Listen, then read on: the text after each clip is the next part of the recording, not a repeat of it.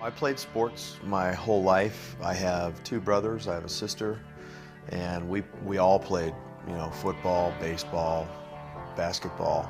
We grew up in a conservative blue-collar home, Southern California. My mom and dad taught us the difference between right and wrong, good and bad. Dad he's a salesman. When I was a kid, he was in the lumber business, and he worked at one of the lumber mills here in Southern California. He ultimately ended up at a sales position selling literally wood. And he was very successful for a while, and then he branched off and opened up a boat dealership. We grew up water skiing and traveling in the summer. And he's back now in the window and door business. He's still working. My youngest brother actually is working with him right now. My mother was a stay-at-home mom. She was home our whole lives, took really good care of us. We all loved each other. We were really tight, really close, and to this day, my whole family is very, very close. Right after high school, I went right into different jobs. Bartending, I was a bouncer in nightclubs, and then I got into competitive bodybuilding in the mid-'80s. Through competitive bodybuilding and co-owning a Gold's Gym in the San Fernando Valley here in Southern California, I was approached by a guy named Rick Bassman. He's still around, still involved with wrestling to this day, but he came in with three pretty big guys. I mean, big guys. And he wanted to recruit a fourth guy to make a power team. That was actually the name of this group that he wanted to start, Power Team USA. And these guys came in and tried to recruit for about 3 or 4 weeks with no luck, and finally Rick Bassman approached me and said, "What about you?" And I said, no, I had no desire to get into pro wrestling. It did not interest me at all.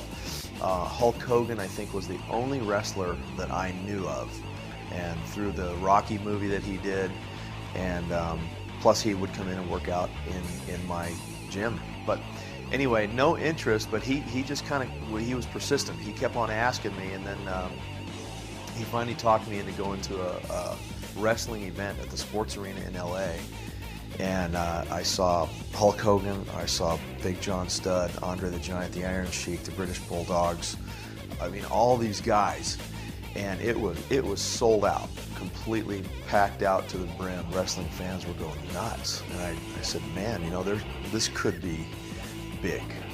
And so I said, yeah, let's try this out. This jacket right here, this was the first jacket I ever had made. Early Sting career right here. Colors, but pretty basic. I like that jacket. This one was pretty cool.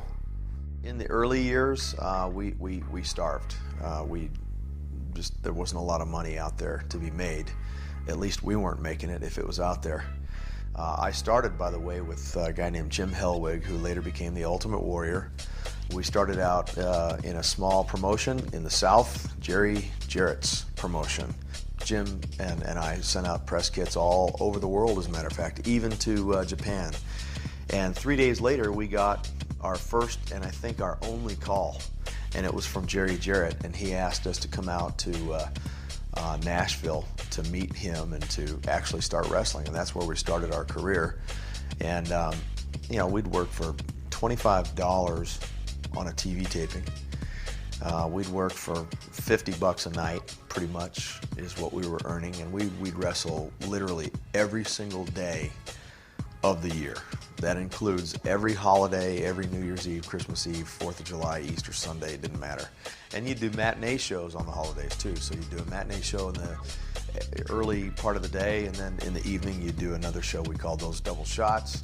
So it was lots of work, very little money, and we were pretty bad though, so I doubt if we actually deserved any more money. I can remember early days having to wrestle in old rodeo arenas with dirt floors and cow manure and horse manure all over the place, and a little room in the back. And I remember asking where the shower was, and they said the shower was across the building, and the guy says, I'll walk you over there. So, you know, I put the towel around my waist and I start walking under the bleachers to get there. Wrestling fans are walking out and leaving, and somebody, one wrestling fan saw me through the bleachers and said, it's Sting. I had hundreds of people running at, and I got a towel on like this, and I'm just trying to get to the shower. People are running after me like this, and I get to the shower. It's one booth with a door, and the doorknob is missing, so you got a hole through the door like this. And I look at the thing and I'm going, you know, the guy goes, don't worry, Sting, I'll stand in front of the door for you like this, you know. So he's got his overalls on, he stands there like this, and he says, don't worry, I'll block the view. Slept in my car, slept in my 83 T-Bird. That was my address on a few different occasions. I remember so many times traveling on Interstate 10 through Louisiana and heading in a westerly direction and thinking, you know, in just 2.5 days I could be home if I just kept on driving. And I was really close on a few different occasions because, you know, just making no money. I was going into debt. I owed people money, and I wasn't pulling myself out of it. I was just getting deeper and deeper and deeper in debt. I had borrowed money from my fiance, and it was getting pretty bad. And she was with me on a couple of those trips when we were in the car, and I thought, you know, let's just keep on going. Let's just get out of here, you know. Plus, you take into consideration that, you know, I grew up here in Southern California and I went out to the South. It was like a cultural shock for me almost, being out there. So, pretty tough times in the beginning. This one right here, the red, white, and blue. I wore this against Ric Flair the very first time I won the world title. It was the Great American Bash, Baltimore, Maryland. Wore that against Ric Flair. And it, you know, I'm looking at it now thinking it looks like a little kid's jacket almost. But you know, in those days we used to, or I wanted my jackets real short. I wanted them to fit real tight, real snug. And that's just the look that we had then. I was with WCW from the early days, and all of the guys that were there when I first started just sort of left, and some of them went to the WWF at the time, and others just, you know, dropped off and disappeared. We went through some pretty thin years, and ratings were so-so. As a company, we were in the red every year. Good thing we had somebody like Ted Turner, who every couple of years or so, he'd come and say hello to all the wrestlers, and he'd say, yeah, you know what, we're in the red every year, and I got all those suits and ties up there that they'd love to get rid of wrestling, but you know what, I love you guys, and as long as I'm here, I'm going to keep wrestling, and I've got deep pockets, so you just keep on doing what you're doing, you know. So he gave us an opportunity to finally get to that level where, you know, suddenly we had this Monday Nitro show. And instead of being the second-class citizen that we were for so many years, we suddenly became first-class citizens. And, you know, I could give you several examples on, you know, what that was like, being the second-class citizen. You know, everywhere you'd go, and, you know, people would say, oh, you're a WWF wrestler, huh? No, I'm WCW, you know. Or you'd go to the big NAPTY convention, and I remember one time going to a NAPTY convention in Dallas, Texas, and the car came to pick me up at my hotel in Dallas to take me to the convention, and it was a young kid in a subcompact car.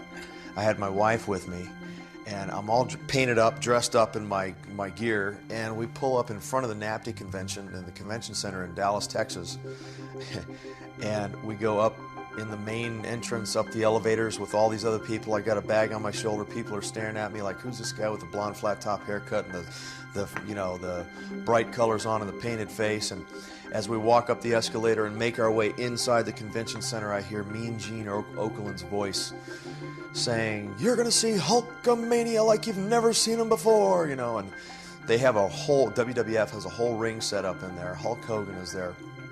A few of the other big stars of the WWF were there at the time, and I walked up to my podium. It was a podium with a penciled-in drawing of a scorpion about that big. That was our WCW example right there. So we were not even second-class citizens. So for us to finally get to that point, you know, where we were the talk of the town, was a good, really good feeling. Well, at the time, It was, well, I thought, very satisfying. I mean, you know, everything that the world calls success, I got. And, you know, it was a long run to get there. And it was good in so many ways. I mean, I did have a lot of fun at that particular time in wrestling. I had more creative control than I'd ever had before. You're in demand. Everybody wants a piece of you, from movies to television and radio and talk shows. It was a pretty good time, and wrestling was so big at that particular time. You know, 40 million people a week worldwide watching you, and you realize that you started from sleeping in your 83 T-Bird and making 50 bucks a night and eating dry tuna out of a can as your big meal, to this huge mainstream thing called pro wrestling, and you've made it all the way to the very top. I mean, it was satisfying, and I had a lot of fun. This is the old Sting, but this jacket is a mid career. This is when the Sting character was beginning to change, and the colorful, you know, charismatic blonde flat top haircut was starting to go away. I was starting to grow my hair out and not bleach it anymore, and had the dark hair and then the tights that went with it, and I was wearing black boots. So this was just before Nitro, just before the NWO, just before Hall and Nash. But, you know, even I knew then that it was time for me to start looking into changes. It was not easy to go from the old Sting to the new Sting. Positive, you know, the flamboyant, the, you know, charismatic personality to the dark and edgy character. Number one, because the wheel really wasn't broken, so why try to fix it? But I felt that wrestling was it was changing. Wrestling fans were changing. They wanted to see something else. Then you had, you know, Kevin Nash and Scott Hall, the NWO, and their characters were real edgy. And I saw Hulk Hogan getting booed out of the buildings when he was the red and yellow, say your prayers and take your vitamins, and he was getting booed out of the building, and I realized it was probably right around the corner for me too, and I was going to have to change. So, you know, there's all these things going on in my head, but I felt that I had to, so I did. And, you know, to be one character for all those years and then to just suddenly change, and on top of that, no talking, no interviews. There's nothing coming out of my mouth, you know. And then I'm hiding up on the rafters and I'm doing all this stuff. It's like a gamble, you know. Either people are they're gonna fart all over it, or they're gonna love it. And so it was a little scary. This is a beat-up jacket, one of the original jackets when my character changed to the dark Sting. You can see the holes in it. It's pretty shredded, but it was thrashed, you know, in the ring. You know, a bunch of different fights, beating up the bad guys, you know. Probably Kevin Nash or Scott Hall tore that thing, you know.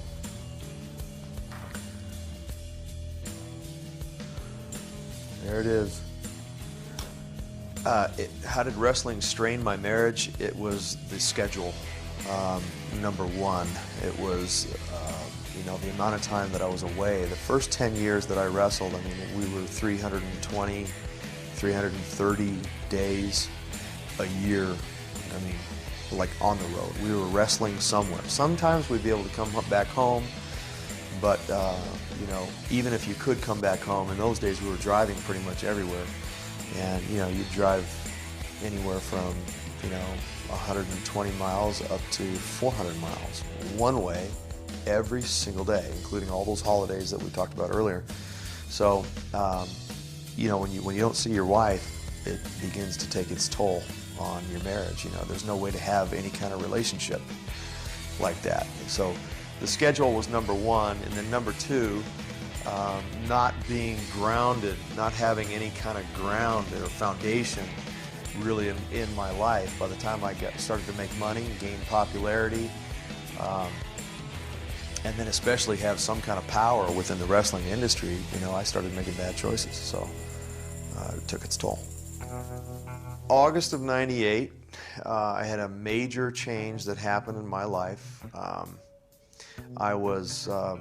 had just made a lot of bad choices, you know, with all the power, all the recognition, all the money that I had made in wrestling with my wife and 2 kids and 2 boys at home, that you know, these choices that I made were not good.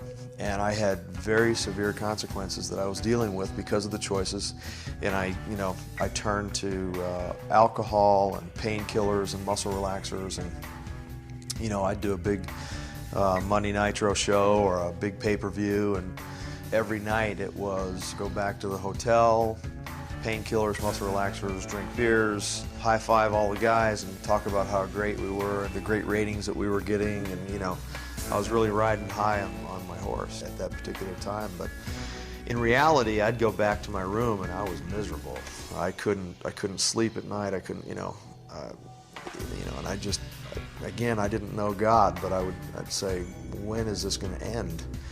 You know, this misery. How can I have all that I have, but something's not right? You know, I couldn't figure it out. And you know, I finally got to the point where I realized that, you know, I wasn't going to be able to fix it, and not on my own. I realized it, and there wasn't a drug that was going to make me feel better. You know, a doctor, a psychologist, a woman, any amount of money, no big pay-per-view match. I mean, nothing. And the worst part about it was I realized it wasn't a dream, and I wasn't going to be able to wake up and just poof, everything was going to be okay.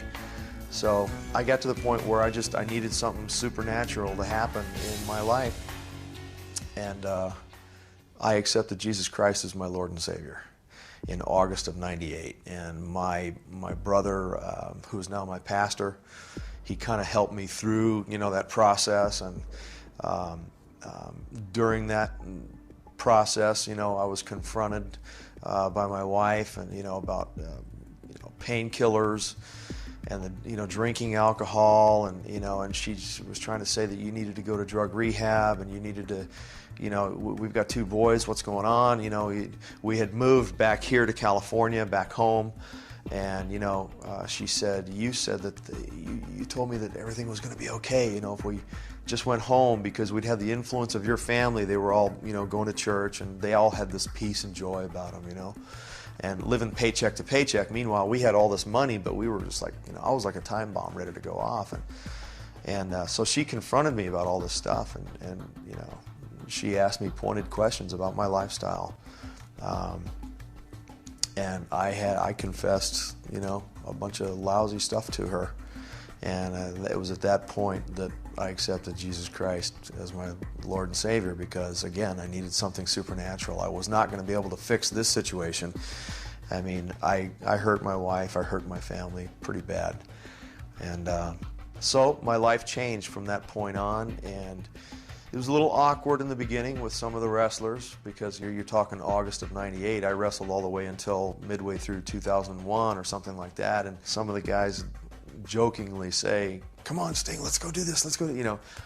No, guys, you know, can't do that anymore. And they were totally cool with it. Most of the guys, they just shook my hand and said, "What you're doing is good, it's right." And they realized that I was still Sting, you know. It's just a certain part of my life I wasn't going to live anymore, and that hasn't changed. We're all the way to 2006 right now, and so that's what happened. I started my family before my life changed and I gave my life to God, but my eyes were opened to suddenly the responsibility. You know, you have innocent lives, you know, tiny innocent lives, and their whole world is mom and dad. And I realized the importance of being a dad. I tried to take the last possible flight out when I was leaving town, you know, to leave the house. And I'd always take the first flight home. And if it was a drivable show, I'd drive, because a lot of the stuff that we did with WCW was in and around the mid-Atlantic area. So based in Atlanta, sometimes, you know, I'd drive 250, sometimes 300 miles one way just to get back home and be able to get up and have breakfast with my 2 sons. This is a baseball bat right here. It's aluminum. People used to ask, "Do you use a real baseball bat?" I always used a real baseball bat, believe it or not. And Some of the scars on the bat right here tell stories. This right here, Kevin Nash picked this baseball bat up in Shreveport, Louisiana. He was really hot at the Nasty Boys. And he walked in the dressing room and he picked up my bat and he just started whacking the bat on a cement wall in there. He was making pretty serious threats, you know, to the Nasty Boys. Anyway, to this day when I have this bat, I always show this to Kevin and say, Kevin, you remember Shreveport? You know what? After WCW closed, I was actually the happiest guy on earth. Not because WCW closed, but because I needed to be away from wrestling. You know, I went through some pretty big personal stuff starting in August of '98. And when Vince McMahon bought WCW, I was ready to get out, and it was actually like it was a relief for me, because then I could focus on my marriage, focus on my family, and being a husband, being a dad, and try to make up for a lot of lost ground. So it was a double-edged sword, because I had that side of it, and then on the other side of it, it was kind of lousy because, you know, wrestling just after all those years, it just stopped. One day in Panama City, I wrestled my last match against Ric Flair, and it was over. And you know, I had one of those contracts that Vince McMahon could not assume. He couldn't take it over. I couldn't believe it was over in some respects, you know, because it was my life. It was the way I made my living. It was, you know, I was living and eating and breathing wrestling for so long, and suddenly it was gone. So I did have some relief, but at the same time, I was freaking out a little bit, going, wow, what am I going to do? You know, I talked with Vince McMahon. He was really good to me. He was really good to me, and but I just got this feeling that he did. You know, I put it this way: all the guys from WCW that went to WWE when the acquisition happened, by then, to me, there wasn't a real WCW, because, you know, WCW was, for so many years, it was, you know, Hall and Nash, it was Hogan, it was Savage, it was Sting, it was Luger, it was the Steiner Brothers, it was, you know, a certain package of guys that were gone. And, you know, the package that he had left had dwindled down to about just a small group of guys who really, great wrestlers, phenomenal talents, but they weren't with WCW for all these years, and, you know, mainstay kind of names and all that. And then I was watching what he was doing storyline-wise when he'd have, you know, WCW against the WWF and the hostile takeover thing and that whole deal there. You know, I'll never forget Booker T, you know, making his first appearance on their show, and he came into the ring and he's making this big, huge fight, and the guys are flying all over the place, and then The Rock comes into the ring, and The Rock is hitting guys, the guys are flying all over the place, and then they come back to back, and he turns around and they look at each other, and The Rock looks at Booker T and he says, "Who are you?"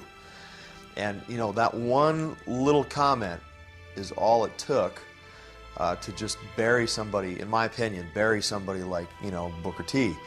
And, you know, let's let the world know that you're a WCW guy and you're a peon here. It was going to require lots of work for Booker T to try to come back. And he did, because he's a talented guy. And after all the years that I'd put into wrestling up to that point, it just seemed like a gamble to me. I didn't trust how I would be used. This is the jacket that I'm wearing these days.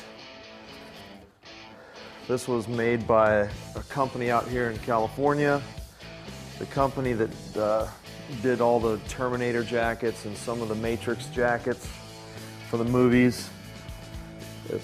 This thing weighs about 50 pounds. In the beginning, Jerry Jarrett was one of the guys calling me, and Jerry Jarrett gave me my break in November of 1985. And I've been wrestling a long time.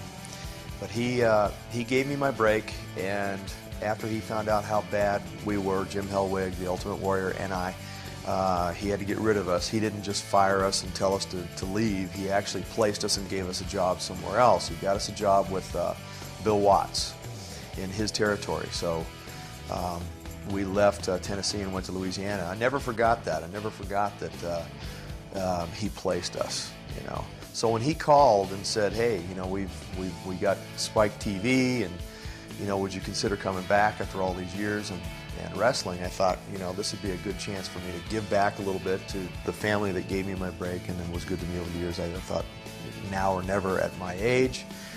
And TNA reminds me of, you know, early WCW days. It's a smaller company.